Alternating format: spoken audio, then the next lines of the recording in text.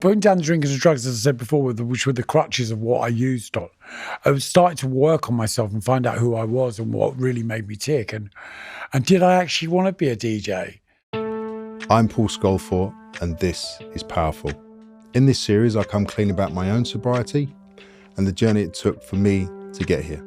In each episode, I will speak to a special guest about their addictions and how they achieve sobriety and how they maintain a happy lifestyle today. I'm so humbled to welcome my guest for this episode because this fella is the real deal. It doesn't mince his words. World-renowned DJ Fat Tony has been paving the way for UK's current music scene for the past 3 decades. As one of fashion scene's go-to performers, he is the official DJ to the Beckhams and Versace. Irving Welsh is making a film version of Tony's autobiography, I Don't Take Requests, which is also a Sunday Times bestseller and winner of the Attitude Book Award. So in some of these episodes, there will be discussions of alcohol misuse, drugs, sexual abuse, suicide, and some other heavy topics. So please take care when listening.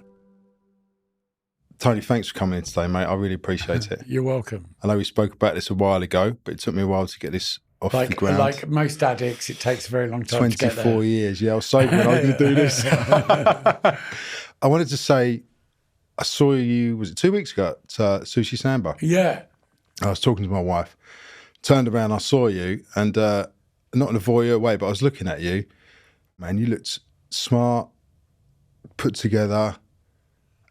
It just looks really amazing. Thank you. And it really warmed me because after listening to your book and knowing what you've been through and my story, I know what it's like and where you come from, and it wasn't how you was dressed. It was your aura and your energy. It was like confident but kind, cool, and just owned that space. And I was like, and went over.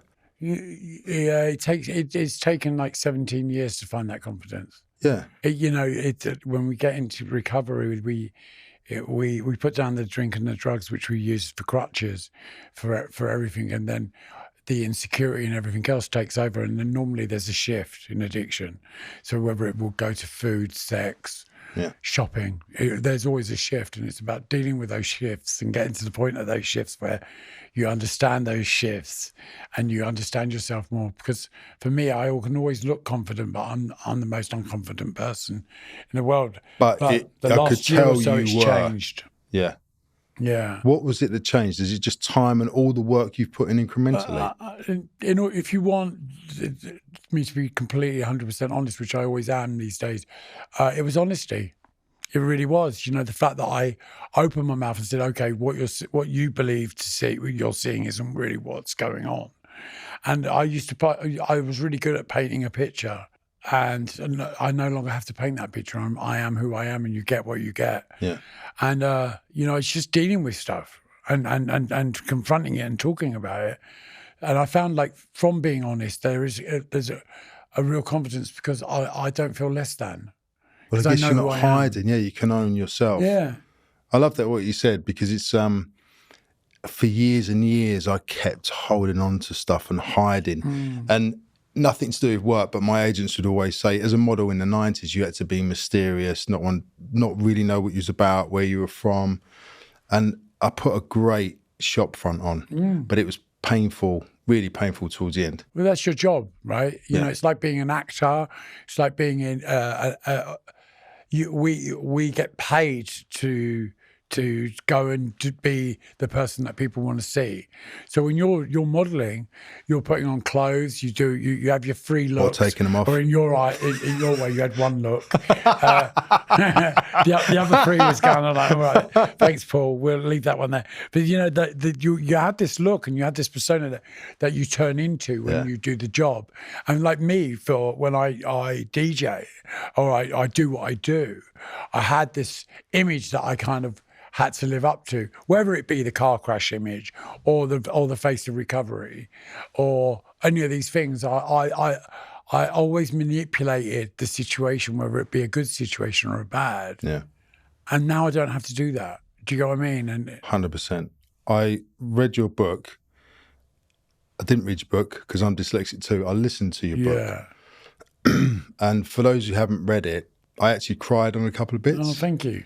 Laughed and Job stuff. well done. Yeah, no, seriously. And also I was like, biting my knuckle, going, no, don't do that. And it's through the honesty of that journey that was incredible. How did that come around, and how did you write it with Michael? So basically, with Michael Hennigan, he'd been doing like loads of interviews and stuff with me for 10 magazine, and we did like loads of editorial for GQ and things like this. And Mikey had done a lot of things about the 90s and the 80s with me. And I'd been approached several times to do a book.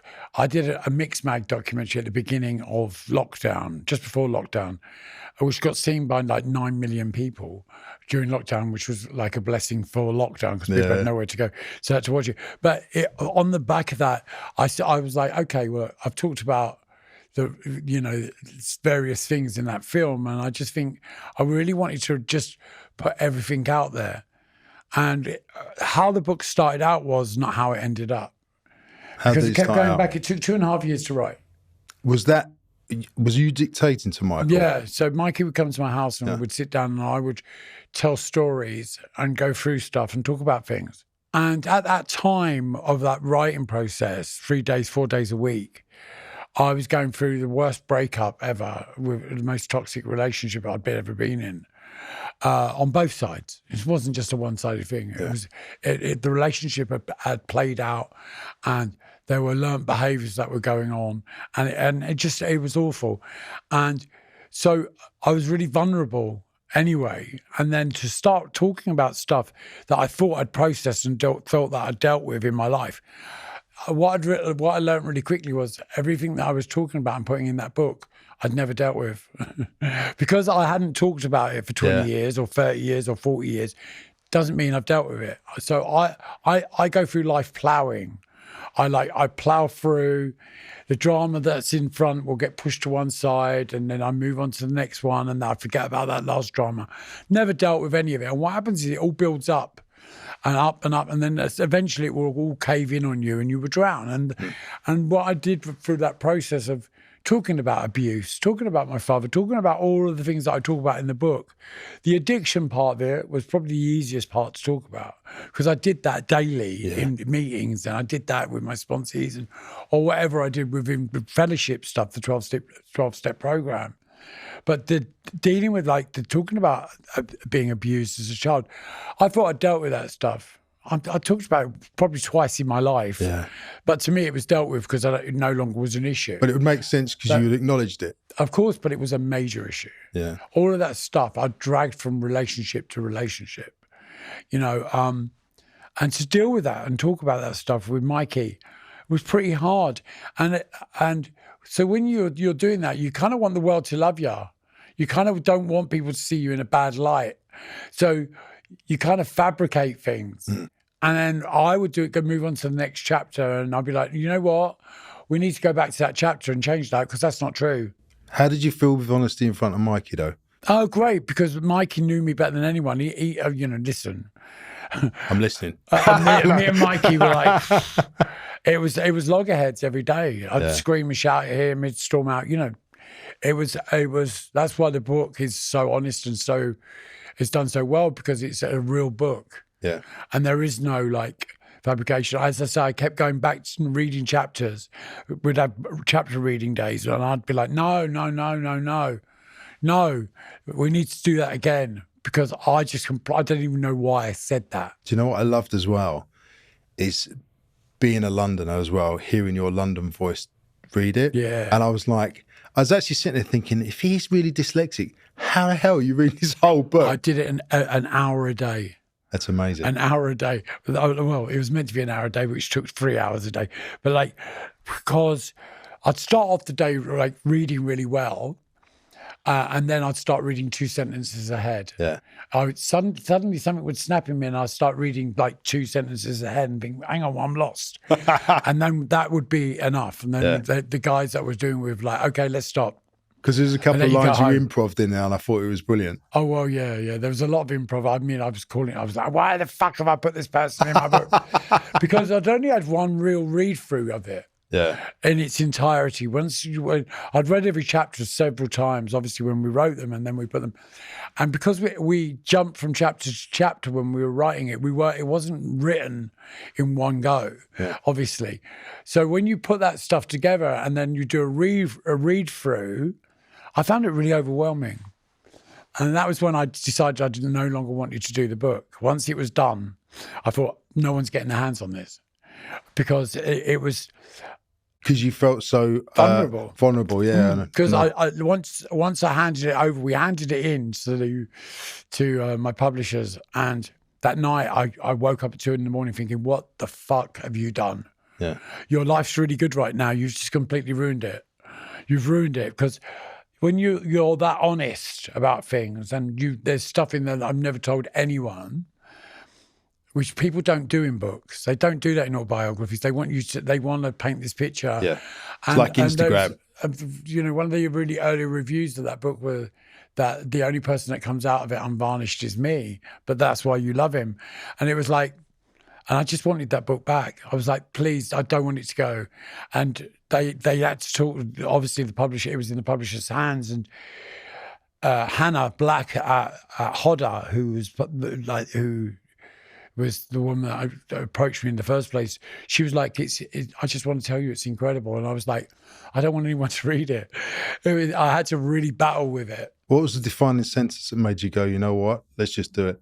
But when Hannah came back to me and she rang me and she'd been crying, and she was like, I just want you to know that, that you're going to change a lot of people's lives. And I was like, okay, I'm happy with that. That's enough. Yeah. Do you get what I mean? And it was like that whole letting go, because I'm a control freak.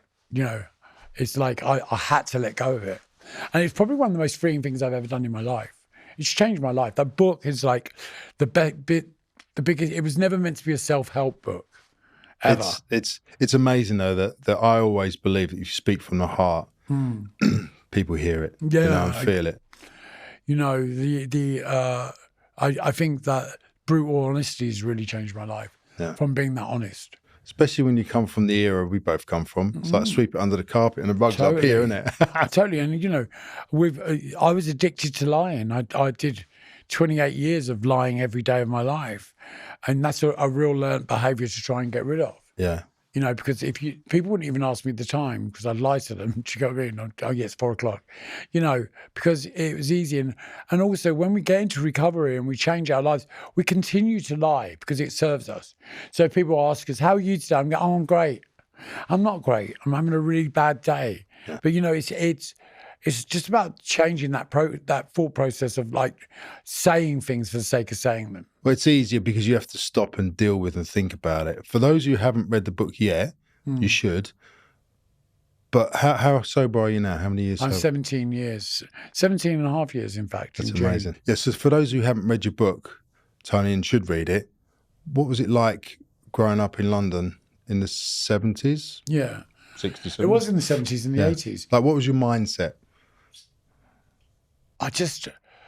Because certain things that happened at the early age, like abuse and stuff like that, my mindset was all over the place. I kind of really was overprotective of myself, but also at the same time with an alcoholic father and lots of alcoholism going on in the family, there was always chaos.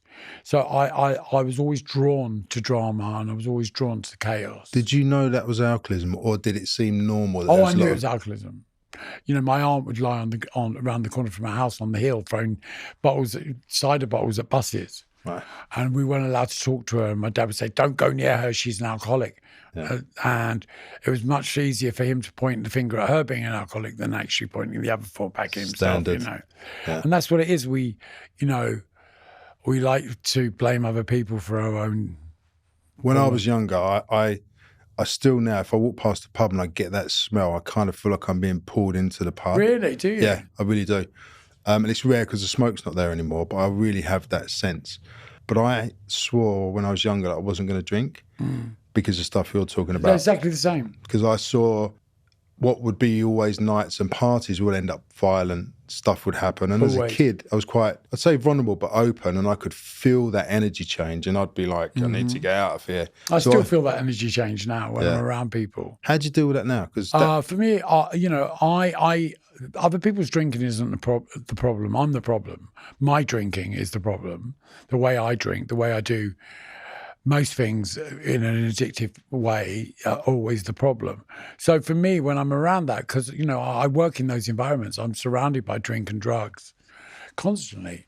For me, I couldn't think of anything worse than having a drink. Yeah. I never ever romanticize it. I never think, I really miss that. I was with someone yesterday who's doing the screenplay for the film adaptation of the book, actually Irving Welsh, and we were talking about just the desire to want to drink, and he was talking about cider, and I was like, you know what? In the early days of getting clean, the only thing that I would romanticize was with pear cider. I hate pears. Pear cider. And I kept thinking, I'd love to drink that. I'd love to try that. It must taste like pear drops. Like literally just the insanity. You get what I mean? It was like, I was talking about it with Irvs yesterday, and I was just like, that's kind of insane. But, for me, being in that environment, it's like a step one for me going to work sometimes. I look around, I just think, so glad I'm not part of this. That's a good perception, because when I feel the energy change, I just want to leave the building. And it's just memories of being a child, like pub fights and stuff like that. I hate that sort of thing. Yeah. It's normally, these days, it's normally me having the pub fight sober. Like literally, it's normally me like telling people about themselves. Yeah, I'm very good at that. Just offering advice up. Yeah, it's not advice. When you said in the book about you went back to work pretty quickly, and basically I went to an acting school, funny enough, around the corner at 4 months, 10 months sober, so 4 months after I come out of Privy. And the acting teacher was teetotal. Yeah. And he was a Buddhist monk, and he was the most amazing guy ever. And I basically went to his class twice a week for a year, but wouldn't want to go back to work because I was like, there's no way I can go back because of all the partying and drinking drugs. And it was Donatella phoned me up and said, we've got an AIDS Foundation show in Vienna. Yeah. And I said, I can't do it. I said, I'm too scared to go back to work. He said, we'll look after you. No one could look after you like Donatella. She's been through it. She's another miracle of recovery. And she looked after me, and I felt really safe. And it was the first time. So it took me a year or so to go back, and I went back with a complete different view. It was really odd. It wasn't all about me and what we can get. It was like, wow, I'm having this experience with these people, and actually I was really protected, and it made me, thanks to her, I went back to work. But you went back really quickly. How was that? For me to go back really, like it was a year out. I took a year, I was in rehab for 6 months, and then I kind of took the other 6 months just kind of glorifying in the fact that I was sober around town. And then I kind of went back and I froze. I couldn't do it. What I'd forgotten was the actual reason I loved my job was because I love music. Yeah. It was that reconnection with music that changed everything. Did that happen organically? Yeah, literally. The minute I stopped worrying about it, it happened. What was you worrying about? What are people going to think? How can I be there? It was on me. It was literally on me. Yeah. Because, putting down the drink and the drugs, as I said before, which were the crutches of what I used on, I was starting to work on myself and find out who I was and what really made me tick. And did I actually want to be a DJ? What was I going to do if I wasn't a DJ? Yeah. So it was that moment of reconnecting with music and thinking, oh my God, really is the best drug in the world. So little by little, I started listening to music at home again, all my favorite tunes. I would listen to them. And then just suddenly, the hair started to stand up on my arms and on the back of my neck. And that was that reconnection. That was that magical moment that I just thought, I know what I need to do.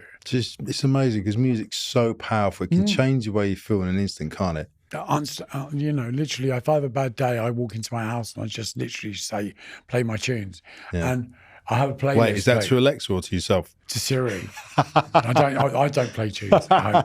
I don't take my job home with me anymore. No, literally, I just say to Siri, "Hey Siri, play my playlist," and it will play all my favourite songs. And within 2 tunes, I'm back in the place that I need to be. Because that's what it does. It has that power to shift. No line of cocaine or no line of any drug that you take will transport you to that place of happiness. It's going to take you to a place of anxiety. And that's such an illusion. illusion. Music takes you to happiness if you want it to. It can also take you to sorrow. If you want to have if you're at home and you want to have that moment, you can get that from a certain track. Because, with music, you can close your eyes and all of those people that are no longer with us are with us in that room because of that song. Yeah, it's true. It's amazing. Do you meditate? No, I don't. I tried it so many times. With my severe ADHD, it was always a problem just to concentrate. I always make a joke of watching Coronation Street as like meditating for me because I switch off. Yeah. I can sit down and watch the most, I was going to say mundane, but it's not mundane. I can sit down and watch any TV program and instantaneously switch off. Yeah. And it's kind of like, you can ask me a question and I won't answer you because I'm in a different place. Yeah, I get that. Do you do any mindful practice or anything? I used to at the beginning.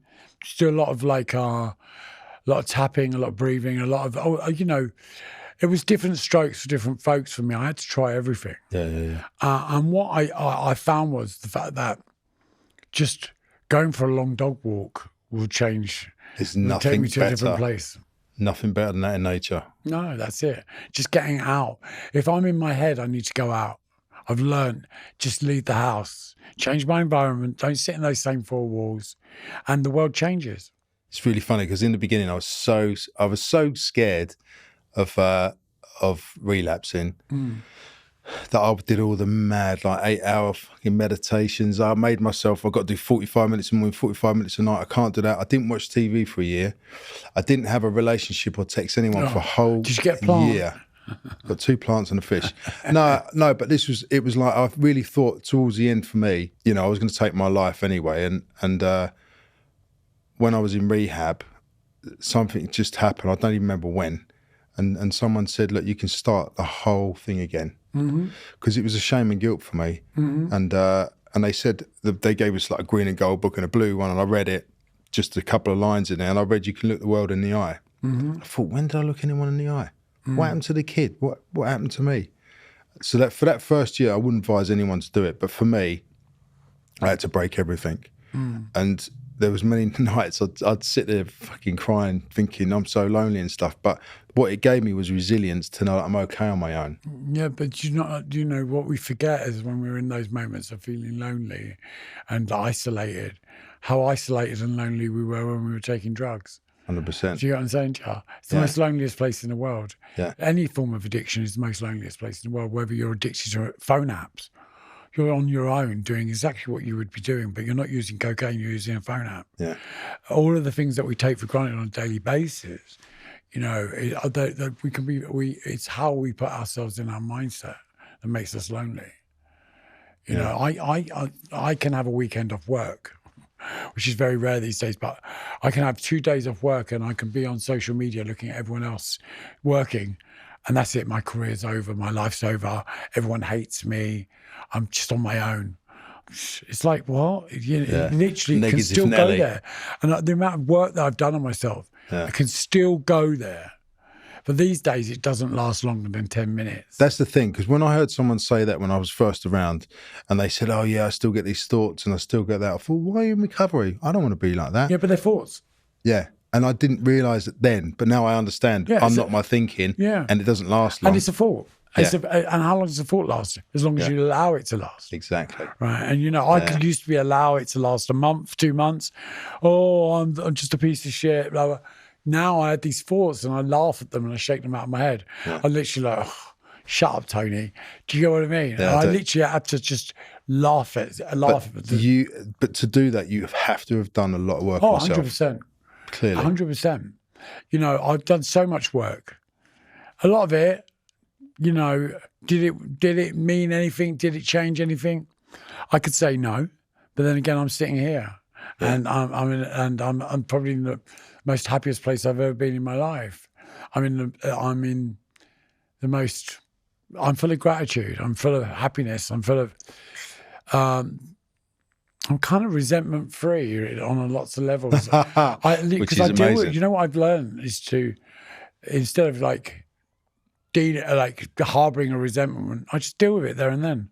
I'll tell you, you're behaving like a complete and utter, and we leave it at that. Do you get what I mean? I say my piece and then I move on. It's done. It's funny, we was having a discussion yesterday with someone about resentments and what is a resentment. Yeah. And it's just playing like a movie, playing that loop over and over.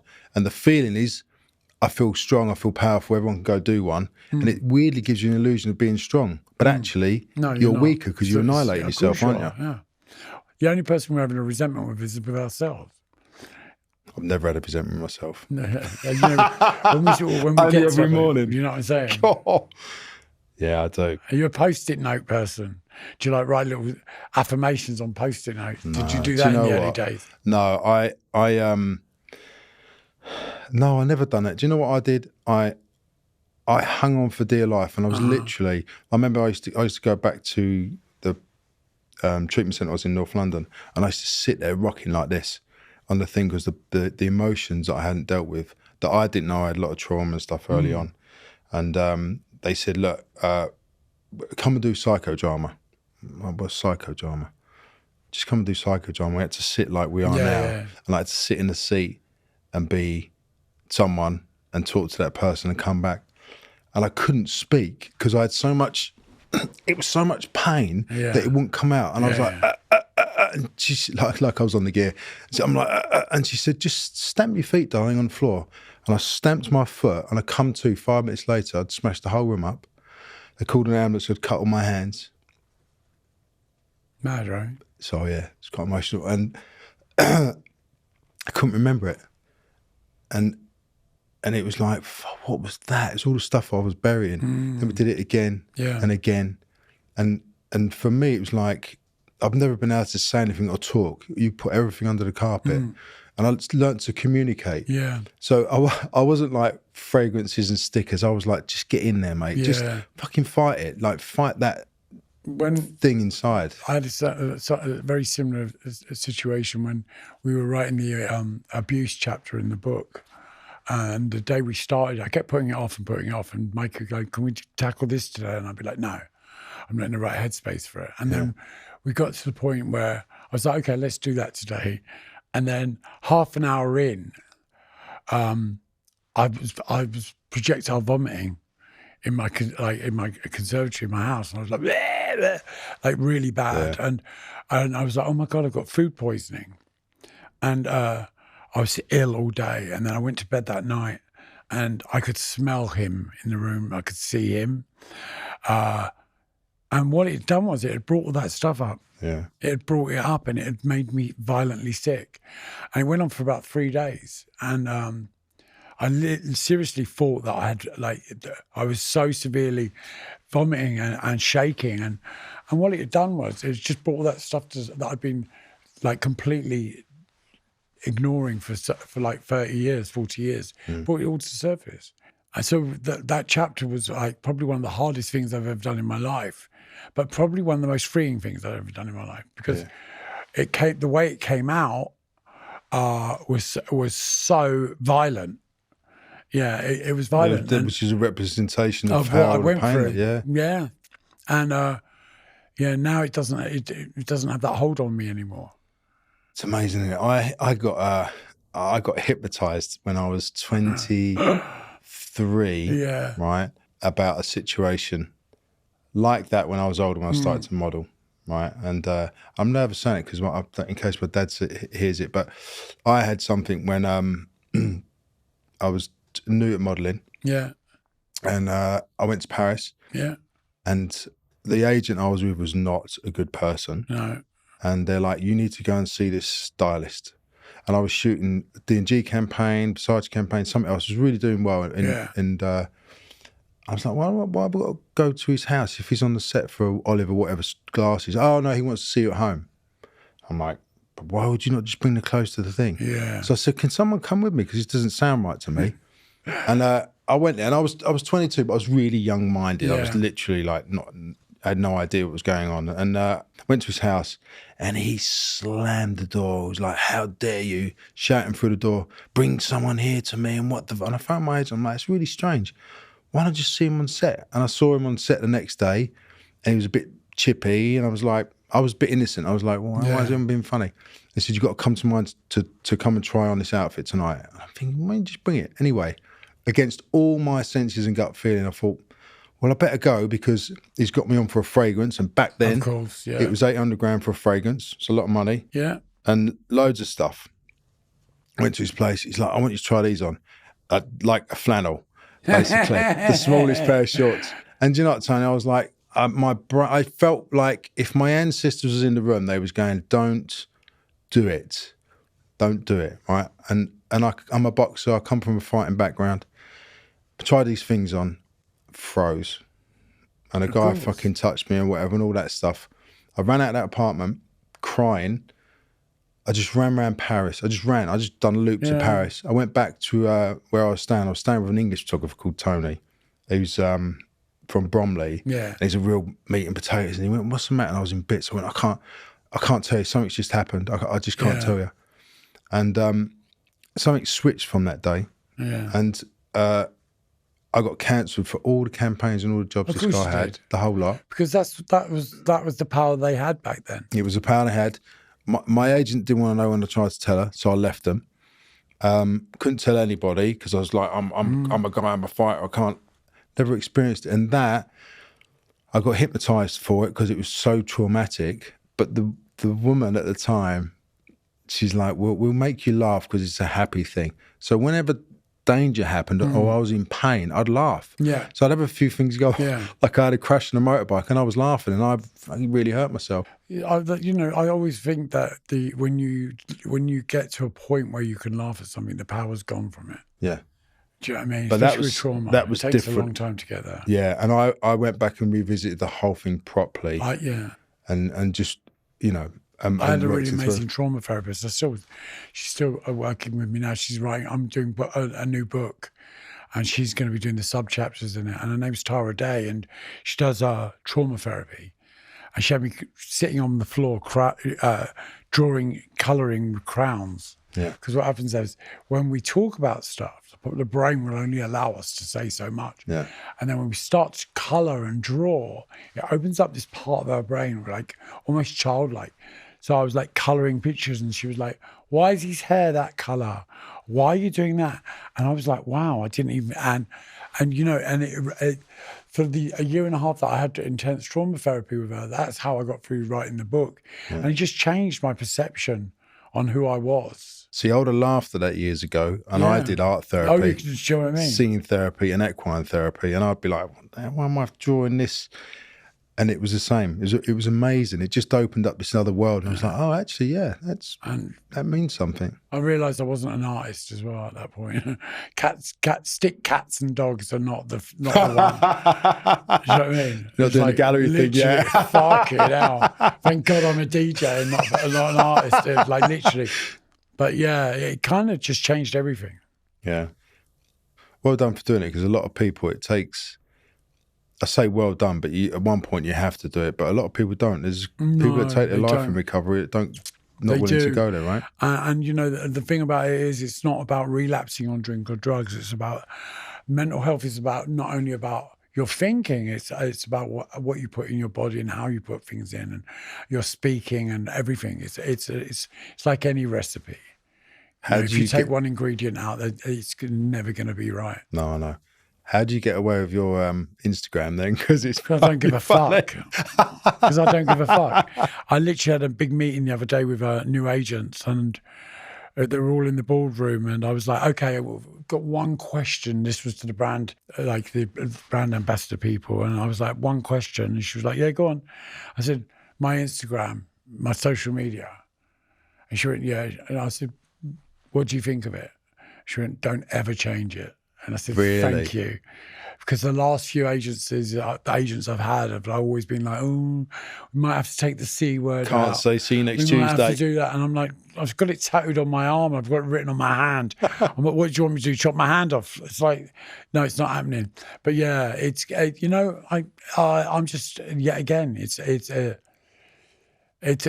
another avenue of honesty, isn't it? Yeah. Do you get what I mean? And it's really nice at the moment because a lot of people are too scared to say anything or do anything. They are. And you can't, you're damned if you do and you're damned if you don't. And we live in such troubled times. But, you know, there is a balance about, do you get political or do you say what the rest of the world is thinking? And do you, you know, you just got to take it on the chin sometimes because, you know, people love to come for you. They love to drag you. And my theory is you can't come for me unless I call you. Yeah. I'll tell you when you can come. And until that point, stay in your fucking lane. Yeah. Do you know what I mean? Because we live in a world where everyone wants to challenge everyone. They think they have the right to. 100%. That's the magic of social media. Yeah. Do you think that's because you're a proper Londoner that you have that edge to you? Well, I just think that yeah, I do. I was brought up to be the way I am. My dad was very adamant about, you know, knowing right from wrong and sticking up for yourself. And I've always been that way.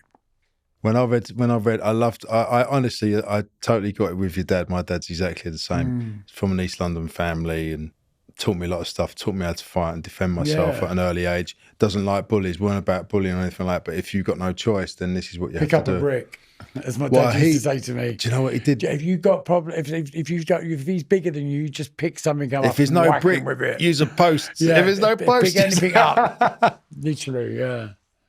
But you know, I'm grateful for that because I do believe in sticking up for myself. Well, you should, and I think today it's gone too far the other way. I mean, at one point it was too. In my upbringing, there was so much violence stuff, but not from my family and my dad. But and now it's gone really far the other way. And there's a balance, isn't there? Yeah, there is a balance, and it's a healthy balance. You know what? I think the problem with social media is people have forgotten about being punched in the face for saying stuff. Because you know what? So many people need a punch in the face. Yeah. And you know, and people always go, "Oh, you can't say that. Or you can't." If people understood the value of a good smack in the face for saying something, they wouldn't say it.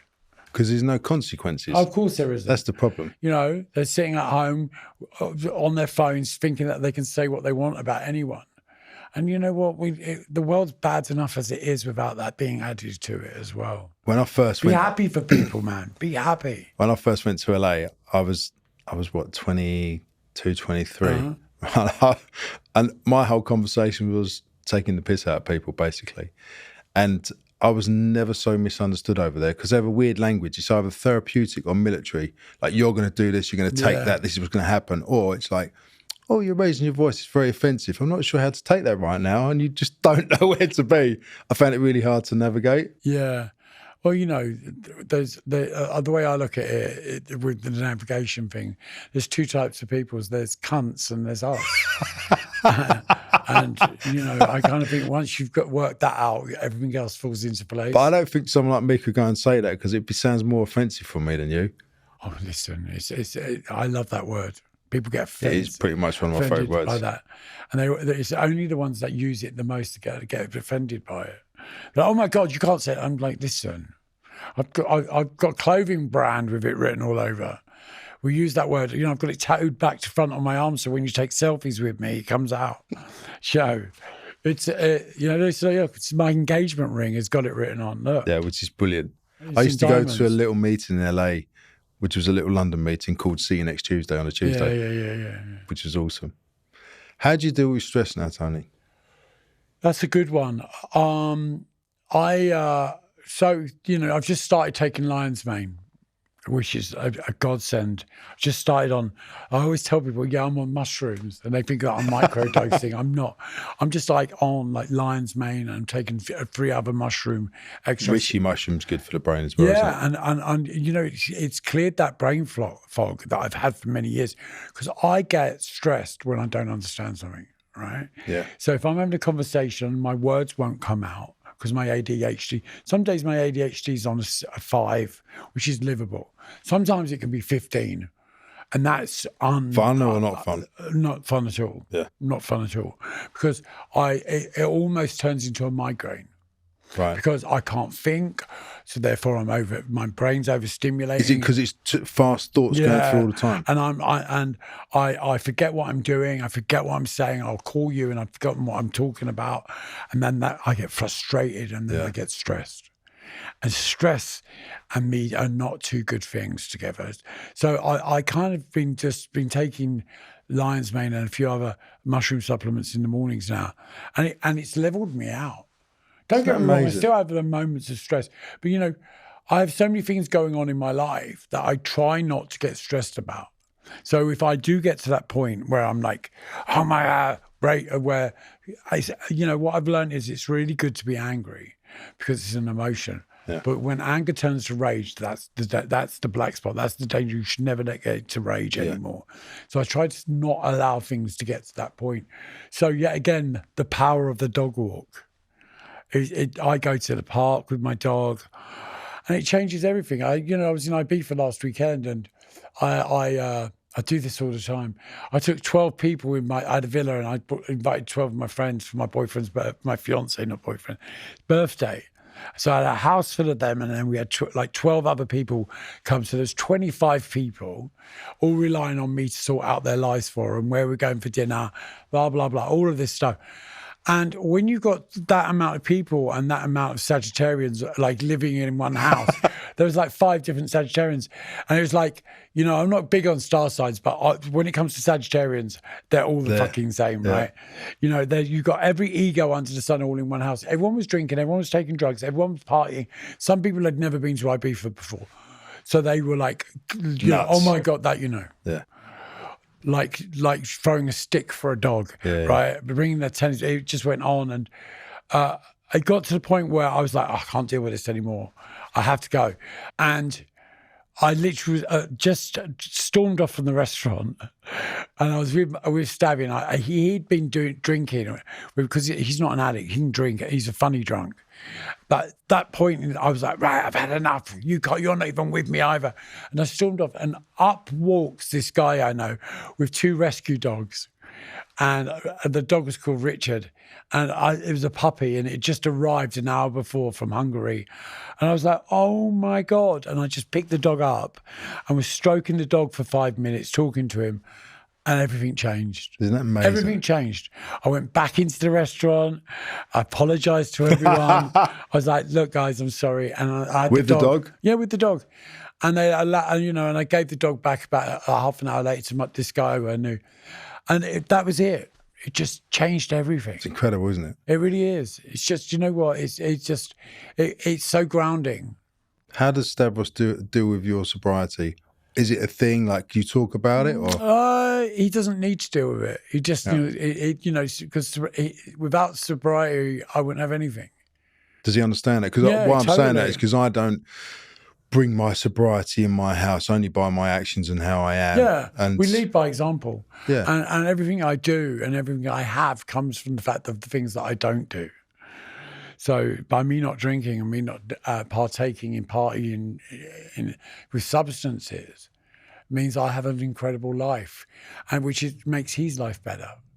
That's how he deals with it. By going to Balenciaga probably twice a week, or having the lifestyle that he has, or flying in business class. Yeah. Those things. We have this deal: Balenciaga or business. And 9 times out of 10, it's always the clothes. Yeah. So he'll travel economy. But he's young, right? 30. Yeah, he's 30. He's just turned 31 last week. And, there's a lot of other shit to deal with, but that's far bigger than my sobriety in his world. Do you get what I mean? Yeah. I don't, he respects that I don't drink and take no drugs. But, this relationship's the first relationship I've ever been in where I don't have to worry. Because every other relationship I've been in, I've been with addicts. I've been drawn to the disease. Yeah. I've not gone out with the person. I've gone out with the addict. And this time I'm not going out with the addict. I'm going out. I'm in love with the person. When you reconnected, a remarkable thing.